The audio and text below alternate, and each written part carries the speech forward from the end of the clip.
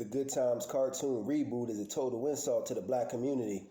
Have y'all seen the trailer for this filth? It's filled with negative stereotypes. Its creators were Seth MacFarlane, Norman Lear, and Norman Lear, might I add, never created the first Good Times. He was the thief who stole the ideas for Good Times from a black man.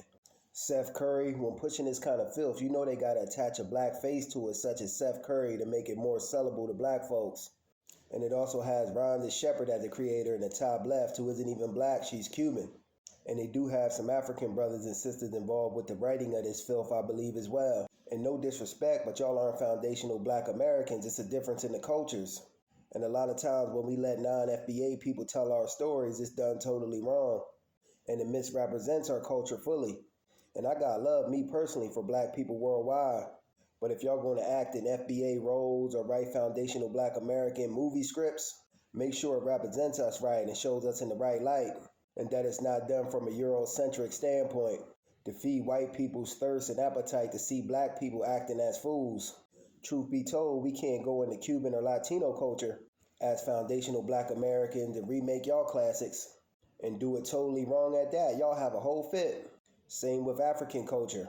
If foundational black Americans do something betraying y'all, we better make sure we do it right because y'all have a whole fit about it.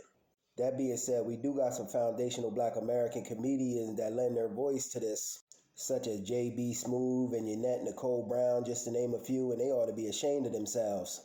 It's almost like they go out of their way to destroy the foundational black American image in the eyes of the public. We come from a beautiful, rich, unique culture. And we ain't going to sit around and let white folks continue to denigrate our culture, because let's be clear, this came from the white people at the top who said to themselves, let's find a way to take and tarnish an iconic, legendary TV sitcom like The Good Times. But we ain't going for this no more, letting people misrepresent our culture. We looking and questioning everything and looking at people sideways. But I digress. Because even if you take and listen to the old theme song from the 70s, A Good Time, it captured the essence of the black family, with such lyrics like keeping your head above water and making a way when you can. The original Good Times creator was a black man shown here by the name of Eric Monty, and he had his ideas and concepts stolen from him from the show by Norman Lear, who still gets credit on up until this day. Norman Lear is nothing more than a thief if you ask me. John Amos spoke out on the cooning that they was having JJ doing on set, and this is why they had John Amos' character killed off in the original Good Times. John Amos wasn't with it. And neither was Sister Esther Roll. In fact, the whole show of Good Times even being set in Cabrini Green housing projects in Chicago came from Eric Monty's childhood and upbringing. That's where he came from. They originally wanted to have Esther Roll playing the role of a single black woman raising children by herself because they was already campaigning to remove black men from the homes. The wheels had already been set into motion to remove black dads from the home and society, and they wanted to capture this in the film. But Sister Esther Roll was like, nah, I'm cool. I'm not with this. I was raised by a father and a mother. And this is how I want my people to be shown, raised with a father and a mother in the household. And Norman Lear wanted to show and paint her as a single mother.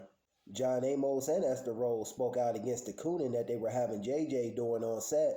All I ever remember from JJ is saying dynamite and laughing and being a stereotypical black man that white society loves to appease their appetite to see black people acting foolish. This new cartoon is rooted, though, in negative stereotypes, such as drugs, drug dealing, twerking, strippers, even a drug dealing baby family. Crazy. Side note, Norman Lear came to brother Eric Monty to pitch an idea for the remaking of a British TV show called Steptoe and Son. Eric Monty suggested that he do it, but he do it with an all-black cast, and that they use our brother Red Fox to do it. Norman Lear, at this point in time, didn't even know who Red Fox was, and this is where they got the idea for Sanford and Son. Eric Monty said in his own words he truly caught hell behind Good Times because they wanted to show black people in submissive stereotypical roles and he wasn't going for it. Even the fact that the original Good Times had a wholesome black image at all was due to John Amos, Esther Roll, and Eric Monty, because if you would have let Norman Lear and others tell the story, they would have had black people in the most stereotypical roles. Eric Monty created a lot of black TV shows, such as The Jeffersons, Good Times, Sanford and Son, even What's Happening and Cooley High. He never really got credit for any of it. But in closing, we got to get pushback to this new Good Times cartoon family. It's filth. And it's not conducive for the upliftment of our people. It's rooted in racist stereotypes. And this is why it's important for us to own and control and operate independent black-owned media. This way we control our own image and make a more positive representation of our people in the eyes of the public. Just my thoughts on the matter. Peace.